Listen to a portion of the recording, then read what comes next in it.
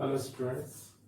अपन आज vapour compression cycle के बारे में डिस्कस करेंगे। वैसे तो ये ऑनलाइन क्लास में हो चुका है, लेकिन कुछ स्टूडेंट को प्रॉब्लम था सर कि व्यू क्लियर नहीं आ रहा है, हमारे यहाँ नेटवर्क का प्रॉब्लम है। तो इसको मैं एक शॉर्ट समराइज्ड वे में इसको पूरा एक लेक्चर में इसको कंप्लीट करूंगा। ओके, ठीक है। वेपर कंप्रेशन साइकिल के बारे में अपने को डिस्कस करना है, ठीक है।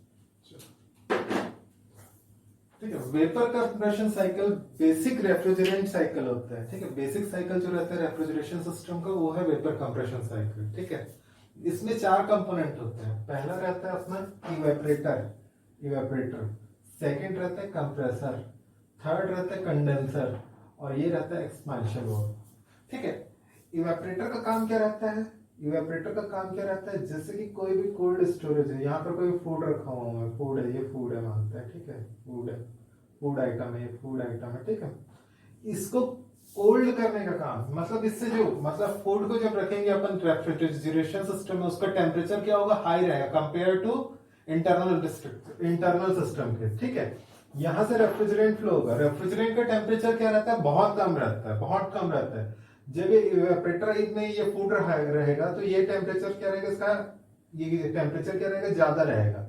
तो ये क्या करेगा? इवेपोरेटर क्या करेगा? इससे हीट एब्जॉर्ब करेगा और इसके टेम्परेचर को रिड्यूस कर देता है। ठीक है, जैसे आप लोग जहां पर आपने रेफ्रिजरेटर आपके यहाँ भी होगा, उसमें जहां पर आप लोग आइटम रखते हो, जैसे कि अपना सब्जी हो गया या अपना मिल्क हो गया, अपना जो वाटर हो गया, सब रखते हैं, वो सब क्या रहता है? इवेपोरेटर का एक डोर रहता है, यहाँ पर रखते हैं, उससे हीट एब्जॉर्ब कौन करता है? इवेपोरेटर करता है और इसको ठंडा कर देता है। ठीक है, अब इवेपोरेटर के बाद क्या होता है? ये जो रेफ्रिजरेंट है ये कहा जाता है? कंप्रेसर में जाता है। कंप्रेसर का काम क्या रहता है? वॉल्यूम को रिड्यूस करना और प्रेशर को इंक्रीज करना। वॉल्यूम को रिड्यूस कर देता है और प्रेशर को इंक्रीज कर देता है। ठीक है, तो एग्जिट ऑफ द क्या कंप्रेसर क्या होगा? वॉल्यूम रिड्यूस होगा और प्रेशर क्या होगा? प्रेशर इंक्रीज हो जाएगा। ठीक है, फिर क्या जाता है? कंडेंसर में जाता है। देखो, यहां से जब हीट लेता है अपना रेफ्रिजरेंट, तो उसका ऑब्वियस है टेम्परेचर बढ़ जाएगा। ठीक है, अब ये टेम्परेचर को वापस कंडेंस कौन करेगा? मतलब इसका टेम्परेचर को रिड्यूस करने का काम, या उसको जैसे कि सुपर हीटेड रीजन में चले गया या हाई टेम्परेचर रीजन में चले गया, तो उसको वापस लिक्विड रीजन या सबकूल्ड रीजन में लाने का काम कौन करेगा? अपना कंडेंसर करेगा।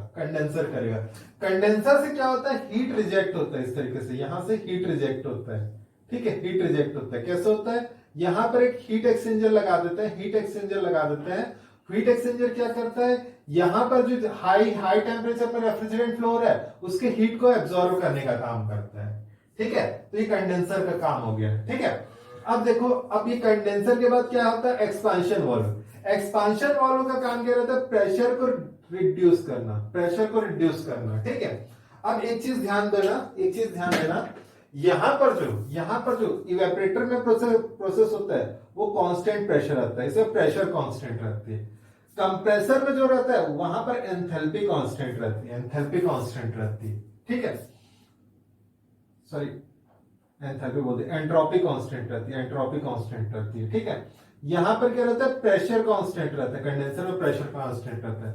यहां पर क्या रहता है? एंथैल्पी कांस्टेंट रहता है। मतलब जो इवेपोरेटर का प्रोसेस है वो आइसोबारिक प्रोसेस होता है, मतलब प्रेशर कांस्टेंट। यहां पर कंप्रेसर का जो प्रोसेस रहता है वो आइसेंट्रोपिक रहता है। आइसेंट्रोपिक प्रोसेस रहता है, एंट्रोपी कांस्टेंट रहती है। ठीक है, यहां पर जो प्रोसेस होता है वो आइसोबारिक रहता है। ठीक है, यहां पर फिर प्रोसेस आइसोबारिक रहता है, यहां पर जो प्रोसेस रहता है वो आइसेंथैल्पिक रहता है। ठीक है, अब मैं इसका टीएस डायग्राम बना रहा हूं और पीएस डायग्राम बना रहा हूं।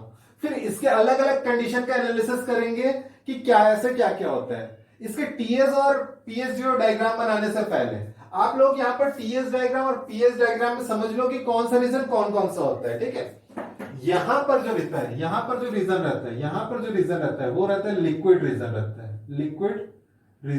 है। यहां पर जो रीजन रहता है वो लिक्विड रीजन रहता है। ठीक है, मतलब क्या रहेगा? रेफ्रिजरेंट कौन सा फॉर्म में रहेगा? लिक्विड फॉर्म में रहेगा। ठीक है, ये रीजन क्या कहलाता है? ये वेट रीजन कहलाता है। मतलब यहां पर क्या मिलेगा अपने को, लिक्विड लिक्विड प्लस वेपर मिलता है, वेपर मिलता है, लिक्विड और वेपर का मिक्सचर मिलता है। ठीक है, तो यहां पर एक टर्म आता है, एक टर्म आता है जिसको बोलते हैं dryness fraction. Dryness fraction, dryness fraction क्या होता है, mass of vapour upon mass of liquid plus mass of vapour, ये दोनों का रेशियो क्या होता है, ड्राइनेस फ्रैक्शन। इसको किससे रिप्रेजेंट करते हैं, एक्स से रिप्रेजेंट करते हैं। ठीक है, यहां पर जो रीजन रहता है ये रहता है superheated region, superheated region. ठीक है, ये जो रीजन रहता है ये सुपर हीटेड रीजन होता है। ठीक है, अब देखो ये तीनों रीजन समझ आ गए, यहां पर लिक्विड फॉर्म में रहेगा। ठीक है, अब आगे फर्दर जाते जाएंगे तो wet region, liquid plus vapour का मिक्सचर आएगा, और यहां पर क्या रहेगा, सुपर हीटेड रीजन रहेगा। ठीक है, अब देखो ये जो लिक्विड रीजन और वेट रीजन को जो सेपरेट करता है, लिक्विड रीजन और वेट रीजन को सेपरेट करता है, ये जो लाइन है लिक्विड रीजन और वेट रीजन को सेपरेट करता है, इसको बोलते हैं सैचुरेटेड, सैचुरेटेड लिक्विड लाइन। इसको बोलते हैं saturated liquid line, saturated liquid line. ठीक है, यहां पर ये जो लाइन रहता है, यहां पर क्या मिलता है, ड्राई एंड सैचुरेटेड वेपर मिलता है, ड्राई एंड सैचुरेटेड वेपर मिलता है। ठीक है, अब देखो इस रीजन पे, इस रीजन पे देखो, यहां पर देखोगे आप लोग, इस रीजन में कैलकुलेशन कैसे होता है, इस रीजन में कैलकुलेशन कैसे होता है, इस रीजन में कैलकुलेशन कैसे होता है, ये पढ़ चुके आप लोग। लेकिन मैं एक बार इसका जब टीएस डायग्राम बनाऊंगा ना तो बता दूंगा कि कहां पर कैलकुलेशन कैसे होता है। ठीक है, एक बार एनालिसिस करते हैं कि इसका टीएस डायग्राम कैसे बनता है। ठीक है, इसका टीएस डायग्राम कैसे बन रहा है, टीएस डायग्राम का एनालिसिस करता है, ध्यान से देखिएगा। कई स्टूडेंट को प्रॉब्लम था करके ये क्लास को मैं एक बार और ले रहा हूं, क्योंकि कई लोग बोल रहे थे सर ऑनलाइन क्लासेस में हमारे साइड नेटवर्क नहीं है, कई बार आपका नेटवर्क चला जा रहा है तो प्रॉब्लम हो रहा है। इस कारण इसको एक बार रिपीट करा देता हूं, क्योंकि आगे आप लोगों को कंपाउंड वेपर कंप्रेशन साइकिल पढ़ना है जिसमें multiple evaporator, multiple compressor use होता है, तो उसमें जब बेसिक टर्म क्लियर नहीं होगा तो उसको समझ पाना थोड़ा डिफिकल्ट हो जाता है। ठीक है, तो एक बार ध्यान से देख लीजिए, है ना। शॉर्ट क्लास रहेगी, मतलब एक क्लास में मैं पूरा निपटाने की कोशिश करूंगा, पूरा जो जितने टर्म्स आते हैं ना वेपर कंप्रेशन साइकिल का, जो आप लोगों के कम से कम 10 क्लास में हुआ है उसको एक शॉर्ट क्लास लेने की कोशिश कर रहा हूं। ठीक है, टीएस डायग्राम बना रहे हैं, टीएस डायग्राम, ये क्या कहलाता है, डोम कहलाता है, ये डोम। ठीक है, ये टीएस डायग्राम। सबसे पहले देखो, सबसे पहले देखो, सबसे पहले ये पॉइंट 1 है, ये कंप्रेशर का एंट्री पॉइंट है, कंप्रेशर का एंट्री पॉइंट है। ठीक है, तो कंप्रेशर का जो एंट्री पॉइंट रहेगा, कंप्रेशर का याद रखना ये एंट्री पॉइंट, इसकी पॉसिबिलिटी है, मैं आइडिया ये समझ रहा हूं कि ड्राई एंड सैचुरेटेड लाइन पे, ड्राई एंड सैचुरेटेड लाइन पे इसकी एंट्री हो रही है, तो ये 1 हो गया, ये 1 पॉइंट हो गया। ठीक है, पॉइंट 1। ठीक है, अब देखो यहां से 1 से जो 2 प्रोसेस है, 2 प्रोसेस है, कंप्रेसर का, कंप्रेसर के अंदर प्रोसेस हो रहा है, वहां पर एंट्रोपी क्या है, कांस्टेंट है, तो ये जो हो गया अपना कांस्टेंट एंट्रोपिक प्रोसेस, ये हो गया अपना कांस्टेंट एंट्रोपिक प्रोसेस, ये जो हो गया अपना कांस्टेंट एंट्रोपिक प्रोसेस। ठीक है, ये हो गया constant entropic process, S is equal to constant. ठीक है, और कौन सा पॉइंट मिल गया अपने को, पॉइंट 2 मिल गया। ठीक है, अब देखो यहां पर 2 से 3 कंडेंसर का प्रोसेस है, कंडेंसेशन हो रहा है, मतलब यहां पर, तो वहां पर क्या रहता है, प्रेशर कांस्टेंट रहता है, प्रेशर कांस्टेंट रहता है। ठीक है, यहां पर प्रेशर इस तरीके से कांस्टेंट हो गया। ठीक है, अब मैं ये बोलता हूं कि जो ये एंड हो रहा है, कंडेंसर का जो एंड हो रहा है, कंडेंसर का जो एंड हो रहा है, ये मानते हैं अपन सैचुरेटेड लिक्विड लाइन में हो रहा है। ठीक है, ये मानते हैं अभी। ठीक है, ये पॉसिबिलिटी यहां सबकोल्ड भी हो सकता है ना, यहां पर भी कंप्लीट हो सकता है। ठीक है, आइडियली अपन मानते हैं कि यहां पर सबकोल्ड, सॉरी, सैचुरेटेड लिक्विड लाइन में कंप्लीट हो रहा है। ठीक है, ये पॉइंट 3 मिल गया अपने को। अब देखो 3 से 4, 3 से 4 ये क्या है, आइसेंथैल्पिक प्रोसेस है, मतलब एंथैल्पी कांस्टेंट है। ठीक है, तो यहां से ये हो गया 3 से 4। ठीक है, कांस्टेंट प्रेशर लाइन में यहां पर रख सकता हूं, ये 4 हो गया। ठीक है, तो देखो देखो ये जो है, ये जो है, ये इवेपोरेटर का प्रोसेस है, इवेपोरेटर का। यहाँ पर प्रेशर क्या रहता है, कांस्टेंट रहता है, ठीक है। ये अपना कंप्रेसर का है, कंप्रेसर का प्रोसेस है, कंप्रेसर का प्रोसेस है। यहाँ पर क्या कांस्टेंट रहती है, एंट्रोपिक कांस्टेंट रहती है, ठीक है। यहाँ पर एंट्रोपिक कांस्टेंट रहती है। 2 से 3 किसका प्रोसेस है, अपना कंडेंसर का प्रोसेस है। 2 से 3 कंडेंसर का है, वहां पर क्या कांस्टेंट रहता है, यहाँ कंडेंसेशन हो रहा है, कंडेंसर का प्रोसेस है, ठीक है। यहाँ क्या कांस्टेंट रहता है, प्रेशर कांस्टेंट रहता है, ठीक है। 3 से 4 क्या है, अपना expansion valve, expansion valve, expansion valve इसका प्रोसेस है। यहां पर क्या कांस्टेंट रहता है, एंथैल्पी कांस्टेंट रहता है, ठीक है। तो देखो यहां पर क्यू एडिशन हो रहा है, यहां वर्क डन, देखो कंप्रेशर क्या करता है, work done on the system करता है। वर्क डन बाय कंप्रेशर मतलब work done on the system, system के अंदर वर्क डन करेगा, ठीक है। ये कौन करेगा, कंप्रेसर करेगा, ठीक है, ठीक है। तो यहां पर देखो क्यू एडेड, क्यू एडेड, ये अपन कैसे कैलकुलेट, ये आया है वो नहीं बताऊंगा मैं, क्योंकि ये जो है स्टडी फ्लो एनर्जी इक्वेशन से आता है। अपन जो क्लास लिए थे, ऑनलाइन क्लास लिए थे, उसमें मैं डिस्कस कर चुका हूं, ठीक है। ये होता है Q एडेड इक्वल टू होता है H1 माइनस H2 होगा, ठीक है। H1 minus H1 minus H4 होगा, ठीक है। यहां पर और यहां पर क्या, एंथैल्पी का डिफरेंस। अब देखो वर्क डन बाय कंप्रेसर क्या होगा, वर्क डन बाय कंप्रेसर ये होगा अपना H2 माइनस H1 होगा, H2 माइनस H1 होगा।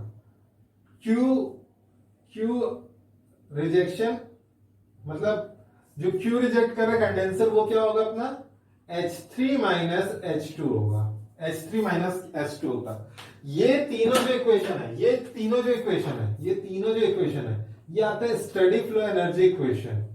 ये स्टडी फ्लो एनर्जी इक्वेशन से आते हैं कि Q added is equal to होता है H1 माइनस H2 होता है।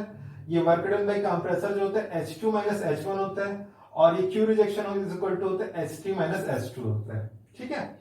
ये तीनों किससे आते हैं, स्टडी फ्लो एनर्जी इक्वेशन से आते हैं। अब एक चीज और, आप लोगों ने टर्म पढ़ा होगा, कोफिशिएंट ऑफ परफॉर्मेंस, COP। चलो COP से पहले अपन पीएच डायग्राम देखते हैं, COP से पहले अपन पीएच डायग्राम देखते हैं। इसका पीएच डायग्राम बनाते हैं, ठीक है। इसका पीएच डायग्राम बनाते हैं। पीएच डायग्राम तो हो गया, चलो पीएच डायग्राम बनाते हैं।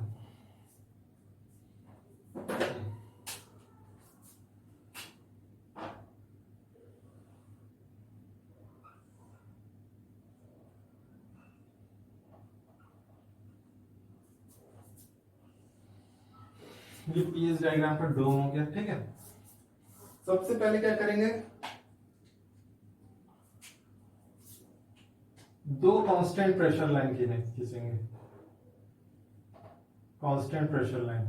देखो ये एक्सेस पी को रिप्रेजेंट करिए, तो ये कांस्टेंट प्रेशर लाइन स्ट्रेट आएगा, ठीक है।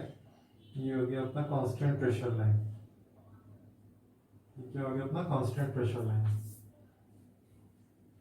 अब देखो अपना जो इवेपोरेटर का एंड है या कंप्रेसर की एंट्री है, ये क्या मान के चलते हैं अपन, ड्राई एंड सैचुरेटेड लाइन पे हो रही है, ड्राई एंड सैचुरेटेड लाइन। ये अपना ड्राई एंड सैचुरेटेड लाइन है ना। तो ये हो गया अपना ड्राई एंड सैचुरेटेड लाइन। ये अपन मानते हैं 0.1 मानते हैं, ठीक है, 0.1 मानते हैं। ये अब देखो यहां से 0.1 से जो प्रोसेस चल रहा है, कंप्रेसर का प्रोसेस है, ये आइसेंट्रोपिक, एंट्रोपी कांस्टेंट है यहां पर। तो ये इस तरीके से ये कांस्टेंट एंट्रोपी लाइन हो गई। ये 0.2 पहुंच गई, 0.2 पहुंच गया। अब देखो 2 से 3 फिर से कांस्टेंट प्रेशर प्रोसेस है, तो प्रेशर कांस्टेंट प्रेशर लाइन क्या आएगा, स्ट्रेट आएगा, क्योंकि ये एक्सेस प्रेशर को रिप्रेजेंट कर रही है। ये हो गया अपना कांस्टेंट प्रेशर लाइन हो गया, कांस्टेंट प्रेशर लाइन, ठीक है। ये कांस्टेंट प्रेशर लाइन,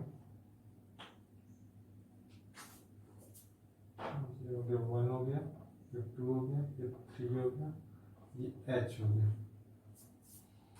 अब देखो 3 से 4 जो है एक्सपांशन वालों का प्रोसेस है, वो क्या रहता है हमेशा, एंथैल्पिक कांस्टेंट, आइसेंथैल्पिक प्रोसेस रहता है। तो ये हो गया अपना आइसेंथैल्पिक लाइन स्ट्रेट आएगा, और ये जो पॉइंट मिलेगा वो होगा अपना 0.4 होगा, ये 0.4 हो गया, ठीक है। 4 से 1 मिला दूंगा तो ये क्या हो जाएगा अपना इवेपोरेटर का प्रोसेस हो जाएगा, ठीक है। ये इस तरीके से अपना पीएच डायग्राम मिलेगा, ठीक है। 1 से 2 प्रोसेस क्या था, आइसेंट्रोपिक था, एंट्रोपिक कांस्टेंट था, तो आइसेंट्रोपिक लाइन खींच दी इस तरीके से। 2 से 3 कंडेंसर का प्रोसेस था। कंडेंसर में क्या रहता है, प्रेशर कांस्टेंट रहता है, तो कांस्टेंट प्रेशर लाइन क्या आ गया, स्ट्रेट आ गया। ठीक है, अब 3 प्रोसेस कहां होती है, जनरली कहां पर एंड होता है, ये पॉसिबल है कि सब कोल्ड भी हो जाए, है ना, लेकिन अपन आइडियल कंडीशन लेके चल रहे हैं। ये कहां पर आके मिलती है अपने को, dry and saturated liquid line में मिल रही है, तो ये अपन 0.3 हो गया। अब 0.3 और 0.4 का प्रोसेस, 0.3 और 0.4 का प्रोसेस, इसमें क्या है, एंथैल्पी कांस्टेंट है, एंथैल्पी कांस्टेंट है। तो यहां से स्ट्रेट लाइन खींच दिए, क्योंकि ये वाला एक्सिस किसको रिप्रेजेंट कर रहा है, एंथैल्पी को रिप्रेजेंट कर रहा है। ये 3 से 4 क्या होगा, आइसेंथैल्पिक प्रोसेस हो गया। ठीक है, अब यहां तक ये हो गया अपना पीएस डायग्राम, ये हो गया अपना पीएस डायग्राम। ठीक है, अब ये देखते हैं कि हर एक्सेस में, हर मतलब हर रीजन पे, सबकोल्ड रीजन पे, या हो गया अपना वेट रीजन पे, या सुपर हीटेड रीजन पे कैलकुलेशन कैसे करते हैं। सबकोल्ड रीजन, सुपर हीटेड रीजन और वेट रीजन में कैलकुलेशन कैसे करते हैं। ठीक है, इसके बारे में थोड़ा देखते हैं।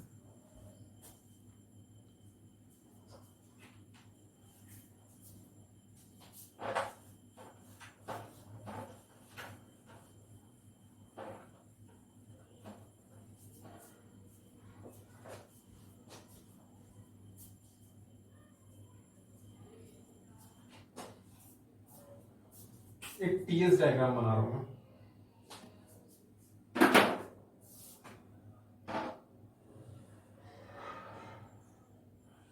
ये हो गया टीएस डायग्राम।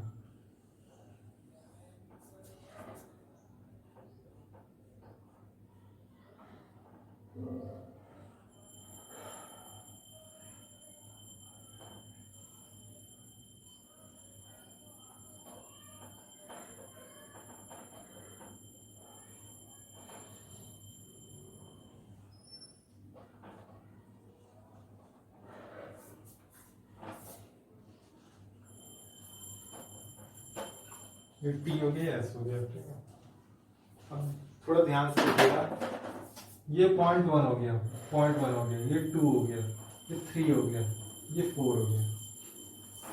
ये रीजन क्या कहलाता है अपना, सुपर हीटेड रीजन है, सुपर हीटेड रीजन है, सुपर हीटेड रीजन है, सुपर हीटेड रीजन है। ये क्या है अपना, सबकोल्ड, सबकोल्ड रीजन है, सबकोल्ड रीजन है। ये क्या है, वेट रीजन है, वेट रीजन। ठीक है, देखो कई बार क्या होता है, ये 3 पॉइंट है, ये 3 पॉइंट कहां चले जाते हैं, सबकोल्ड रीजन में चले जाते हैं, सबकोल्ड रीजन में चले जाता है। तो सबकोल्ड रीजन में मान लो इसका सबकूलिंग हो गया, इसका सबकूलिंग हो गया। सबकूलिंग कैसे होता है, जैसे ये इस तरीके से आ गया, ये इस तरीके से आ गया, ये 3 डैश हो गया और ये 3 हो गया। ठीक है, ये 3 पॉइंट हो गया, 3 डैश हो गया। सिमिलरली ये 2 डैश हो गया, ये ड्राई एंड सैचुरेटेड लाइन में जो है, और वो 2 हो गया। ठीक है, तो अगर सबकूलिंग हो रहा है, सबकूलिंग रीजन में कैलकुलेशन कैसे करना है, जैसे H3 का अपने को एंथैल्पी निकालना है, H3 निकालना है अपने को, तो ये क्या हो जाएगा, H3 dash, H3 dash, H3 dash minus minus Cp of liquid, Cp of liquid, liquid region है। ठीक है, Cp of liquid into T3 minus T3 dash, T3 minus T3 dash. ठीक है, तो ये कहां पर की एंथैल्पी निकल जाएगी, 3 पॉइंट की।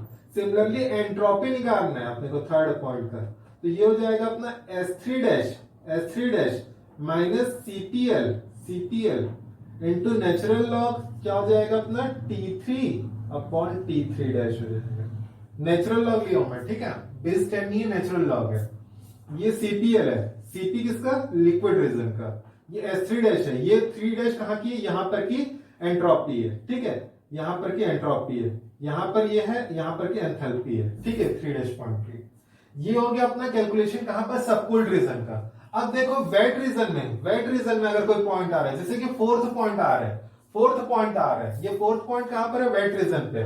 तो जैसे मैं यहां पर अपना एंथैल्पी कैलकुलेट करूंगा, H4 इज इक्वल टू क्या हो जाएगा, हाँ एक चीज याद रखना, एक चीज याद रखना, यहां पर जो प्रॉपर्टी देता है, जो सैचुरेटेड लिक्विड रीजन पे रहती है, वो प्रॉपर्टी रहती है HF, SF, ये सब प्रॉपर्टी रहती है। यहां पर जो प्रॉपर्टी रहती है अपना ड्राई एंड सैचुरेटेड रीजन पे, वो रहती है SG, HG, ये प्रॉपर्टी दी रहती है। ठीक है, तो H4 कैसे कैलकुलेट करूंगा मैं, H4 कैसे कैलकुलेट करूंगा मैं, इसको कैलकुलेट करूंगा मैं HF है ना, प्लस X HFG, ठीक है, X HFG। X क्या है, ड्राइनेस फ्रैक्शन है, ठीक है। कई बार आप लोगों को HFG का वैल्यू नहीं दिया रहेगा, HFG इज इक्वल टू होता है HG माइनस HF होता है, ठीक है।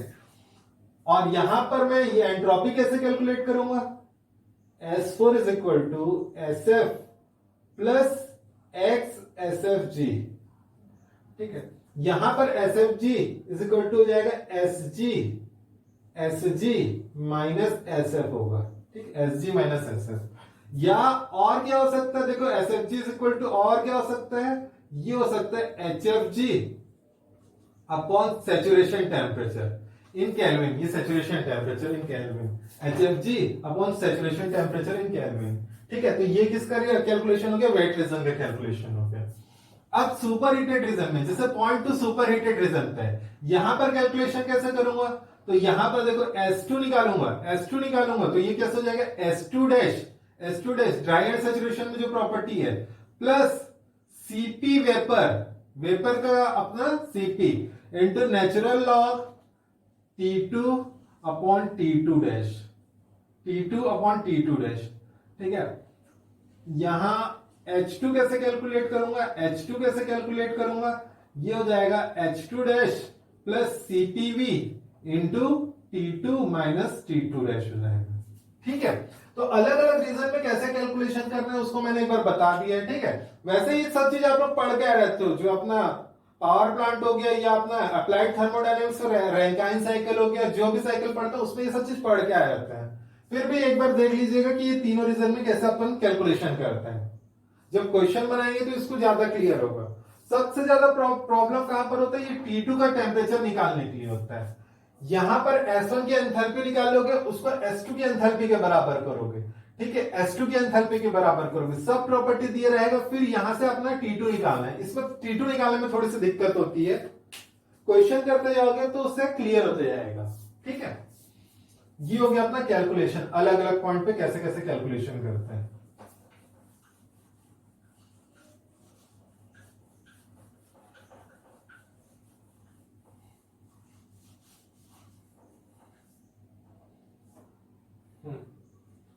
इसके बाद आते हैं अपना एनालिसिस करते हैं। एक टर्म पहले से पता कर लो, कोएफिशिएंट ऑफ परफॉर्मेंस, COP सभी पढ़े होंगे। COP ये होता है desired effect upon work done, ठीक है, अपॉन वर्क डन। जैसे कि अपना ये साइकिल है, ये हो गया अपना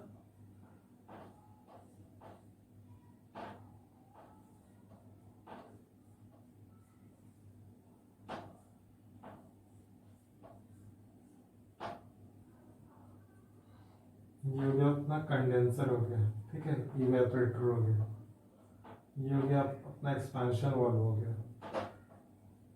ये हो गया अपना कंप्रेसर हो गया, ठीक है, कंप्रेसर, ठीक है।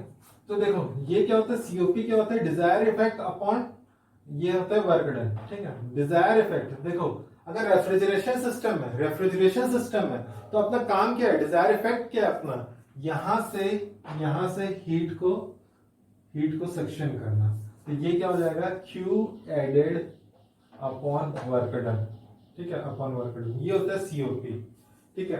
तो देखो यहां पर अगर देखोगे अपन एनालिसिस किए थे, ये 0.4 होता था, ये 1 होता था, ये 1 होता था, और ये होता था अपना 2 होता था, ये होता था 3 होता था, और ये होता था 4 होता था। तो Q added upon work done क्या हो जाएगा अपना, ये हो जाएगा अपना H1 minus H2 divide by H1 minus H4 divide by H2 minus H1 हो जाएगा, ठीक है। ये COP हो जाएगा किसके लिए, simple vapour compression refrigeration system के लिए हो जाएगा, ठीक है। अब इसका एनालिसिस करते हैं अलग अलग कंडीशन के लिए, इसका एनालिसिस करते हैं, अलग अलग कंडीशन के लिए एनालिसिस करते हैं,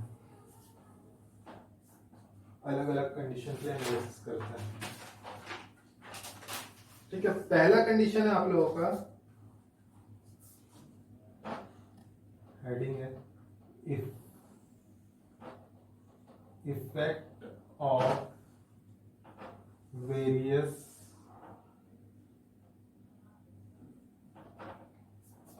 properties on the performance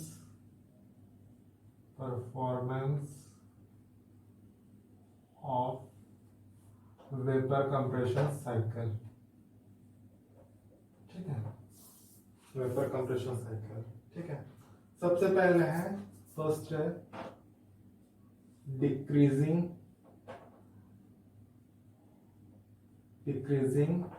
evaporator pressure। Decreasing evaporator pressure, evaporator के प्रेशर को अगर डिक्रीज करते हैं तो क्या इफेक्ट पड़ता है? इवेपोरेटर के प्रेशर को डिक्रीज कर देंगे तो क्या इफेक्ट पड़ता है?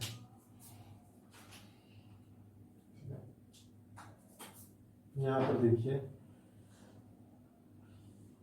ये अपना P एक्सेस है, ये H एक्सेस है।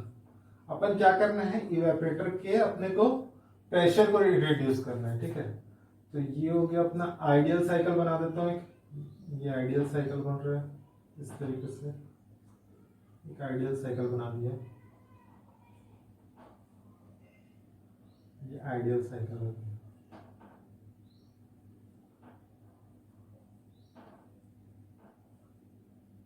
जी हो गया अपना 0.1 हो गया, ये 2 हो गया, ये 3 हो गया और ये 4 हो गया। अपने को क्या बोले, decreasing the evaporator pressure. Evaporator के प्रेशर को डिक्रीज करेंगे तो क्या इफेक्ट पड़ेगा? इवेपोरेटर के प्रेशर को डिक्रीज करेंगे तो क्या इफेक्ट पड़ेगा? ठीक है, तो ये है क्या है इवेपोरेटर का, ये क्या है,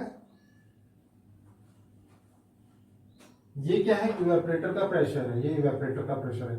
इसको डिक्रीज करेंगे मतलब यहां से इस तरीके से अपन डिक्रीज कर दिए, ये जो है अपना, ये जो पॉइंट मिलेगा, ये जो मिलेगा अपने को 4 डैश पॉइंट मिलेगा, ये मिलेगा 1 डैश पॉइंट मिलेगा। ठीक है, और इसको इस तरीके से पैरेलल ले जाते जा रहा हूं।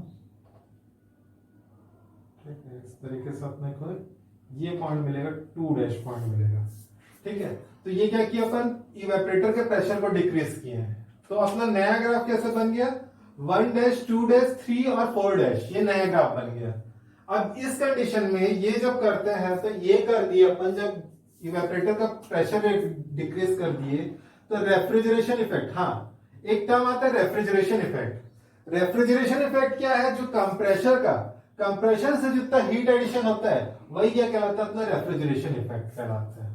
ठीक है, रेफ्रिजरेशन इफेक्ट, इसको कई बार अपन क्या करते हैं, टन में रिप्रेजेंट करते हैं। 1 टन रेफ्रिजरेशन, आप लोग जैसे ये अपन जो एसी खरीदते हैं तो 1 टन का एसी, 2 टन का एसी, 3 टन का एसी बोलते हैं। तो ये टन क्या रहता है, ये हमारा रेफ्रिजरेशन इफेक्ट रहता है। ठीक है, रेफ्रिजरेशन इफेक्ट रहता है। यहां से कितना क्यू एडिशन हो रहा है उसको, 1 ton refrigeration is equal to 1 ton refrigeration equal to 3.5 kilojoule per second होता है।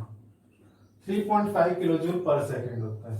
1 ton refrigeration equal to 3.5 kilojoule per second होता है। ठीक है, अब देखो यहां पर रेफ्रिजरेशन इफेक्ट, ये मैं बताऊं कहां का प्रोसेस होता है, 1 से लेकर, मतलब जो इवेपोरेटर का प्रोसेस होता है वही क्या रहता है, रेफ्रिजरेशन इफेक्ट रहता है।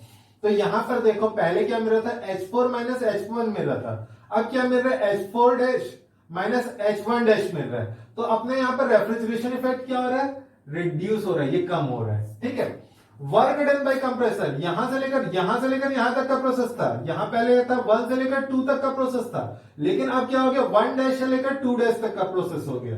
तो वर्क डन बाय कंप्रेसर, ये क्या होगा, बढ़ेगा कि कम होगा, बढ़ेगा। दिख रहा है बढ़ रहा है करके। तो इसके बेसिस पे आप सीओपी को क्या बोल सकते हो, कंक्लूड क्या कर सकते हो, सीओपी क्या होगा, कोफिशिएंट ऑफ परफॉर्मेंस क्या होगा। कोफिशिएंट ऑफ परफॉर्मेंस क्या होता है अपना, coefficient of performance is equal to होता है Q added divide by work done by compressor. ये कम हो रहा है, मतलब refrigeration effect upon work done by compressor. ये ऊपर वाला टर्म कम हो रहा है, नीचे वाला टर्म बढ़ रहा है। तो सीओपी क्या हो जाएगा, सीओपी क्या हो जाएगा, ये क्या होगा, कम होगा। ठीक है, इस तरीके से कंक्लूड कर सकते हो। सेकेंड केस लेते हैं अपन। सेकेंड केस क्या है अपना, increasing the condenser process, increasing the condenser pressure, increasing the condenser pressure. Condenser के प्रेशर को अपने को इंक्रीज करना है, इंक्रीजिंग द कंडेंसर प्रेशर। ठीक है, सेकेंड क्या है, इंक्रीजिंग द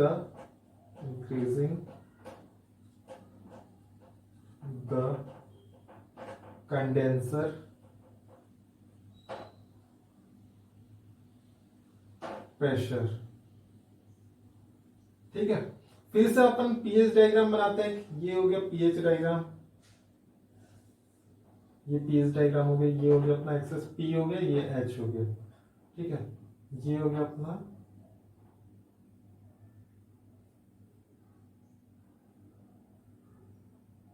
इस तरीके से साइकिल बन रहा है।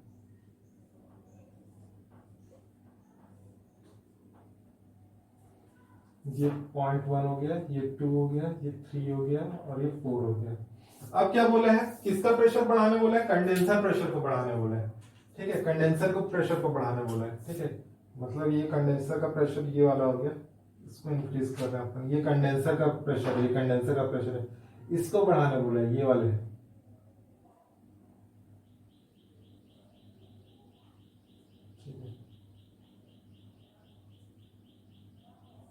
तो ये पॉइंट मिल गया अपने को, नया पॉइंट मिल गया 2 डैश, ये मिल गया अपने को 3 डैश मिल गया, ये हो गया अपने को 4 डैश मिल गया। कंडेंसर के प्रेशर को अपन इंक्रीज किया तो। ठीक है, अब देखो रेफ्रिजरेशन इफेक्ट आरई क्या हो रहा है, पहले 1 से 4 तक का मिल रहा था अपने को एंथैल्पी डिफरेंस, अब कहां से मिल रहा है, 1 से लेकर 4 डैश तक का मिल रहा है। तो रेफ्रिजरेशन इफेक्ट क्या हो गया, डिक्रीज हो गया। ठीक है, आरई क्या हो गया, डिक्रीज हो गया। ठीक है, work done bye compressor, compressor का वर्क डन, ये क्या हो रहा है, वर्क डन पहले 1 से 2 तक मिल रहा था, लेकिन 1 से 2 डैश मिल रहा है, 2 डैश तक मिल रहा है। तो वर्क डन बाय कंप्रेसर क्या हो गया, ये इंक्रीज हो गया, ये इंक्रीज हो गया। तो अब फिर सीओपी को क्या कंक्लूड कर सकते हो, ये फिर होगा RE divide by work done by compressor. तो इसका कंक्लूड क्या कर सकते हो, ये कम हो रहा है और ये बढ़ रहा है, तो सीओपी क्या हो जाएगा, ये क्या हो जाएगा, रिड्यूस हो जाएगा सीओपी। ठीक है, तो इस तरीके से कंक्लूड कर सकते हो। ठीक है, अब मैं तीसरा कंडीशन बताता हूं। तीसरा कंडीशन क्या है, superheating of vapour in evaporation process.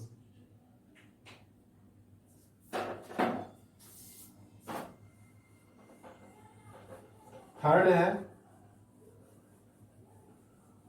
है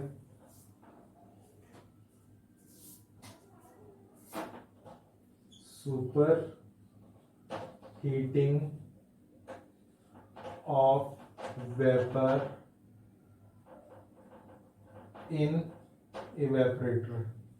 ठीक है, अब जो अपना कंडीशन था, ये अपना पीएच डायग्राम था। ठीक है, ये पीएच डायग्राम था, इस तरीके से आइडियल अपना पीएच डायग्राम था।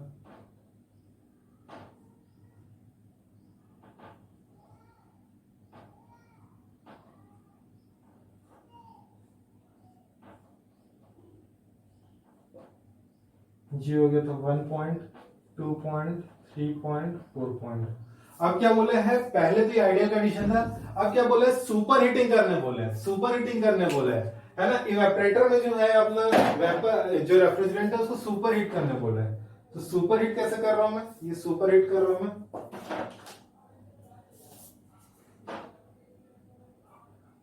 ये क्या हो गया अपना 1 डैश हो गया। ठीक है, सुपर हीट कर रहा हूं इस तरीके से,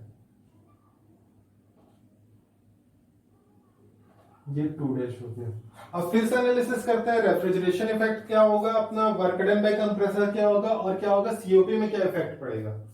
तो सबसे पहले देखते हैं अपना रेफ्रिजरेशन इफेक्ट, आरई पे देखते हैं रेफ्रिजरेशन इफेक्ट क्या हो रहा है।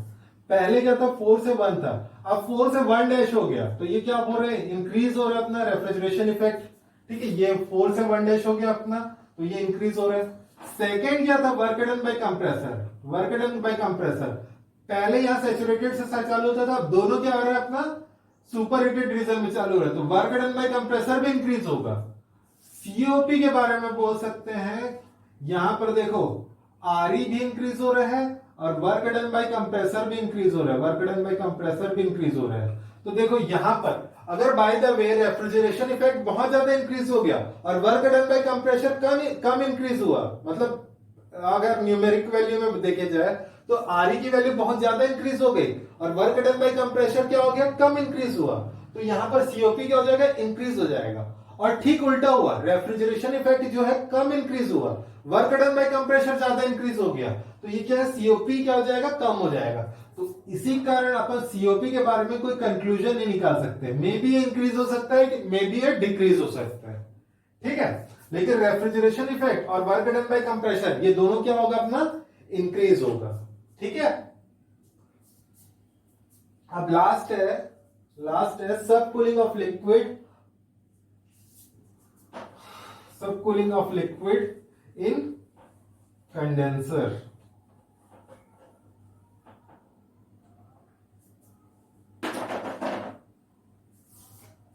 लास्ट है सब cooling of liquid in condenser, ठीक है। अब देखो यहां पर, देखो फिर से इफेक्ट का एनालिसिस करते हैं, यहां पर इफेक्ट का एनालिसिस करते हैं, ठीक है।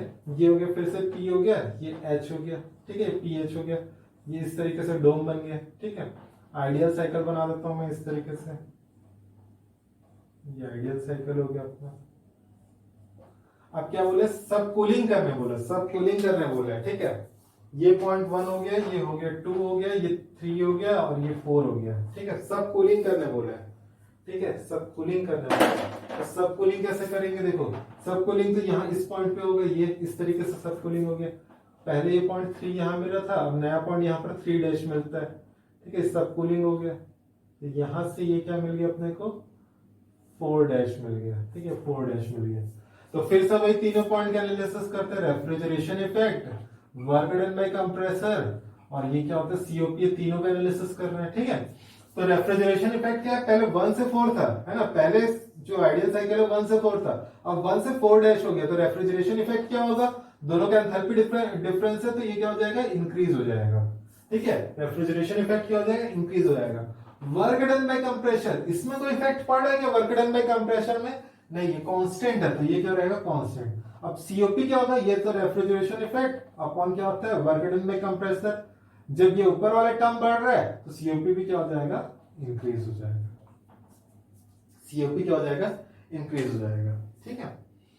अब इसके बाद एक चीज और ध्यान दे देना, ठीक है।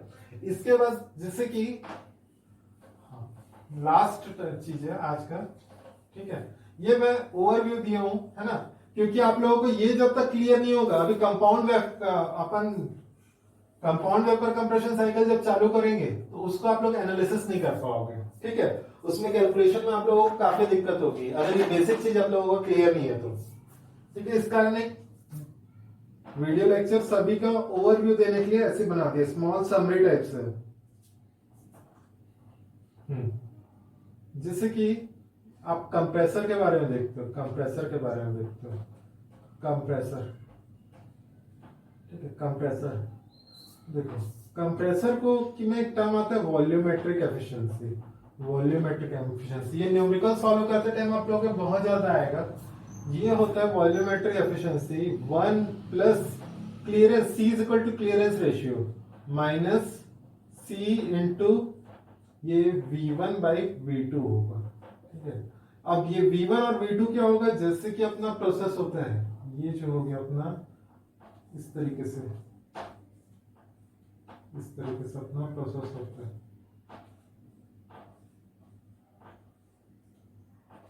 ये क्या होता है, इवेपोरेटर का प्रोसेस होता है। ये हो गया अपना कंप्रेसर, हो गया कंप्रेसर, ठीक है। ये हो गया अपना कंडेंसर, हो गया, ये हो गया एक्सपांशन वॉल, हो गया, ठीक है, वॉल, ठीक है। तो ये पॉइंट 1 रहता है, ये 2 रहता है, ये 3 रहता है और ये 4 रहता है। तो ये 1 और 2 का जो स्पेसिफिक वॉल्यूम है, 1 और 2 का जो स्पेसिफिक वॉल्यूम है वो रहेगा V1 और V2, ठीक है। अब देखो यहां पर मानते हैं ये P1, अपने को पता है जो यहाँ पर जो प्रोसेस है पॉलीट्रॉपिक प्रोसेस मानते हैं, ठीक है। कोई प्रोसेस नहीं गिवन है तो अपन पॉलीट्रॉपिक प्रोसेस मानते हैं। P1 V1 की power n is equal to P2 V2 की पावर n, P2 V2 की पावर n। ठीक है, तो यहां पर इसको इस तरीके से लिख सकता हूँ, V1 by V2 is equal to लिख सकता हूँ P2 बाई P1 की पावर 1 बाई n। ठीक है, 1 बाई n पॉलीट्रोपिक प्रोसेस मानते हैं। तो यहां पर पुट करूंगा तो ये हो जाएगा volumetric efficiency is equal to 1 plus C minus C upon P2 by P1 1 by n। ठीक है, अब देखो C क्या हो गया, क्लियरेंस रेशियो हो गया, क्लियरेंस रेशियो। ठीक है, C क्लियर होता है क्लियरेंस रेशियो। P2 कहां का प्रेशर होगा, देखो P2 कहां का प्रेशर होगा, कंडेंसर का जो प्रेशर दिया रहेगा वो P2 रहेगा, और P1 कहां रहेगा, इवेपोरेटर का जो प्रेशर दिया रहेगा वो क्या रहेगा, P1 रहेगा। N क्या रहेगा, N रहेगा यहां पर एक्सपांशन रेशियो रहेगा, एक्सपांशन रेशियो, और ये जो N रहेगा एक्सपांशन रेशियो, क्योंकि यहां पर देखो एक्सपांड हो रहा है अपना। ठीक है, N एक्सपांशन रहेगा। और एक वॉल्यूमेट्रिक एफिशिएंसी का जो फॉर्मूला होता है ये होता है mass flow rate of refrigerant, mass flow rate of refrigerant into V1 divide by pi by 4 D square L into n by 60 into number of cylinder. ठीक है, अब देखो mass flow rate of refrigerant, यहां पर जो compressor है, यहां पर जो कंप्रेसर है वो कितना, वहां पर कितना मास फ्लो रेट है रेफ्रिजरेंट का, वो रहेगा। ठीक है, V1 क्या रहेगा, ये एंट्री में V1 एंट्री में जो स्पेसिफिक वॉल्यूम है वो रहेगा। देखो अब यहां पर DL और N को समझने की जरूरत है। देखो ये जो अपना कंप्रेसर है, इसको अगर बेसिक मैकेनिज्म देखोगे तो जो स्लाइडर क्रैंक मैकेनिज्म रहता है, जैसे कि इस तरीके का रहता है, ये कनेक्टिंग रॉड हो गया। ठीक है, इस तरीके से अपना मैकेनिज्म काम करते हैं, स्लाइडर क्रैंक मैकेनिज्म हो गया। बेसिक डायग्राम बनाया हूं, है ना, ये क्रैंक हो गया, कनेक्टिंग रॉड हो गया, पिस्टन रॉड हो गया, और ये सिलेंडर हो गया। इस तरीके से अपना कोई भी कंप्रेसर काम करता है। ठीक है, यहां पर N क्या रहेगा, ये क्रैंक का जो आरपीएम है, ये जो क्रैंक का आरपीएम है वो रहेगा अपना N रहेगा। ये D क्या रहेगा, डायमीटर ऑफ पिस्टन रहेगा। D क्या रहेगा, डायमीटर ऑफ पिस्टन, जिसको बोर डायमीटर बोला जाता है। डायमीटर ऑफ पिस्टन या जो बोर डायमीटर बोला जाता है, इसको बोर डायमीटर बोलता है, बोर डायमीटर। L क्या रहेगा, स्ट्रोक लेंथ रहेगा। L क्या रहेगा, स्ट्रोक लेंथ रहेगा। स्ट्रोक लेंथ मतलब जैसे कि इसका मोशन होगा, इधर बॉटम डेड सेंटर रहेगा, इधर टॉप डेड सेंटर रहेगा। बीडीसी से जब टीडीसी मोशन करेगा तो जो डिस्टेंस ट्रेवल करेगा, जो पिस्टन डिस्टेंस ट्रेवल करेगा वो क्या कहलाएगा, स्ट्रोक कहलाएगा। ठीक है, मैं नेक्स्ट वीडियो हो सकता है आज ही अपलोड कर दूं या तो कल अपलोड करूंगा, तो इसका एक न्यूमेरिकल कराऊंगा। ठीक है, इसका एक डिटेल न्यूमेरिकल कराऊंगा। और मेरे ख्याल से बेसिक टर्म जो है यहां से क्लियर हो जाना चाहिए आप लोगों को। ये बेसिक टर्म क्लियर नहीं है तो थोड़ा अच्छे से पढ़ो, इसको बेसिक टर्म क्लियर करो, क्योंकि कंपाउंड वेपर रेफ्रिजरेशन सिस्टम जब करेंगे तो ये टर्म, ये जो सभी टर्म है उसके बार बार यूज होंगे। ठीक है, तो आप लोगों को कैलकुलेशन करने आना चाहिए। ठीक है, तो इतने टर्म को क्लियर करो, है ना। और जो चीज नहीं समझ आ रहा है कमेंट बॉक्स में एक बार बताओ, है ना, कमेंट बॉक्स में बताओ, मेरे पर्सनल व्हाट्सअप कर सकते हो आप लोग, पर्सनल व्हाट्सअप कर देना अगर कोई प्रॉब्लम आ रहा है तो। बाकी उसको नेक्स्ट क्लास में अपन रिजॉल्व करेंगे। ठीक है, नेक्स्ट क्लास में इसका एक न्यूमेरिकल भी करेंगे। ठीक है, उसके बाद अपन compound vapour compression refrigeration system के बारे में पढ़ेंगे। ओके, ठीक है, थैंक यू।